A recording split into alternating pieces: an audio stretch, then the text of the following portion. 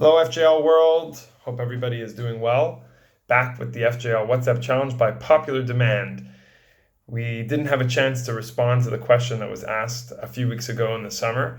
The question was, a person wants to purchase a car and they're looking for advice. So they go to their friend Matt and they ask Matt for his advice. He gives advice on the specific car. You go ahead based on the advice of Matt and you purchase that car. 2 days later, the car breaks down and that car is no longer usable. You go back to Matt and you say, I don't know who the owner of this car is, but I want you to pay all that money that I spent. Now I have no car and I spent all this money. Does Matt have to compensate you? So the answer in Jewish law is as follows. If Matt is a car expert and you did not pay him for his advice and he honestly made a mistake, he had no interest in messing you over, he'd indeed be exempt in that situation.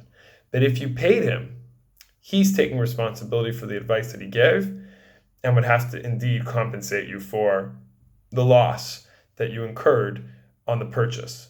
But what if Matt wasn't an expert and he gave you advice and doesn't say, I'm no expert, just my opinion.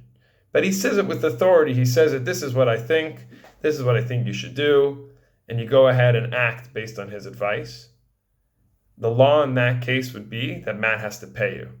Because if you're giving advice, you're taking the responsibility that somebody else might lose and get a damage based on what you say to them. So it's always best, the lesson learned here, that when somebody comes to you for advice, if you're not an expert, say, I think you should look into it. I think you should speak to an expert.